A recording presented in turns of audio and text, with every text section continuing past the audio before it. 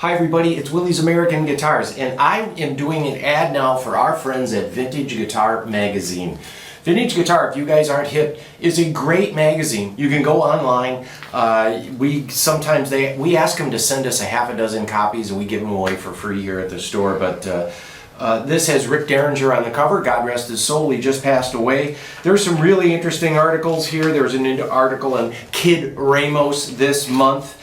There is an article, oh look at this, there's an ad from Willie's Guitars this month. But here's something that I think all you guys, your vintage guys, might feel good about reading, and that is Twilight and Neptune. It's about the Dan Electro Factory, the last days, written by a guy that worked at the Dan Electro Factory during the last days.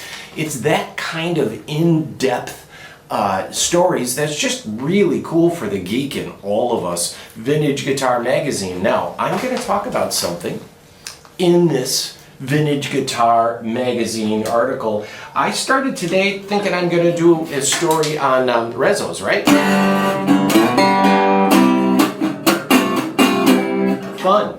Now, the thing is, I had the shop put on a set of flat tops. Here's my message for today. You got an old guitar, try something new. We've been getting a lot of people doing different strings, flat wound strings. We've never sold more flat wound strings. They cost more, they last a lot longer. When you have a regular guitar string, you get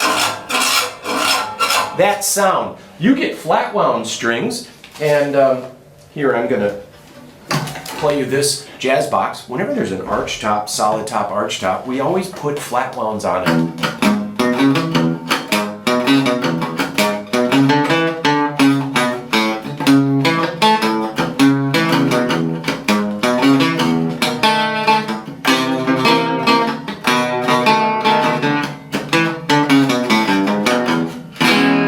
It's a real flat sound, flat tops.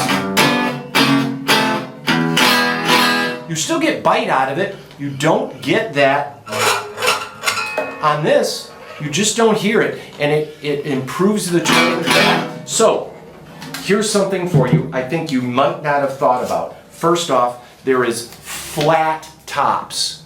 Flat tops are strings that are ground down, and we always put them on resonators to take off some of that harshness. So it's a regular string ground down. There's an extra process to grinding them down, but these D'Addario flat tops, we always have them in stock, and it gives you a little more of that vintage sound. And then there is half rounds, and you can get half round electrics and put them on your arch tops and that, so it's not quite a flat ribbon that winds around the strings. It's actually a regular ribbon, and it is ground down even further than flat tops. These are half rounds, and it's kind of in between that flat wound thing. And then last, there is flat wounds. Now these are chromes. These are D'Addario chromes. They use a chrome string winding. That's what we put on this guitar, and it gives you that, anything you've heard from the 40s and 50s, sometimes you go, how did they get that sound?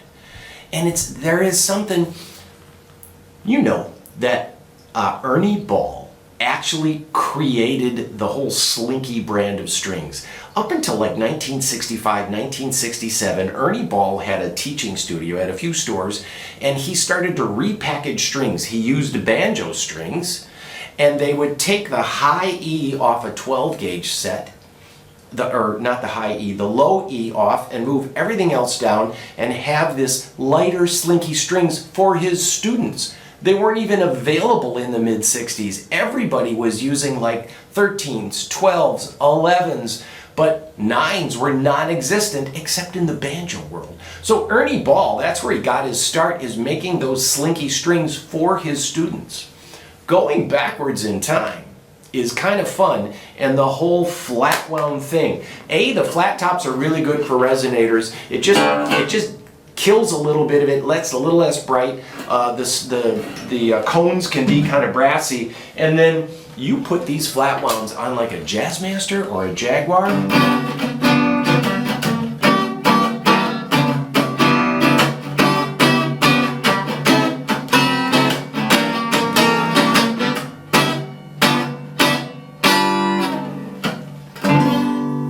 There's something about it, very woody.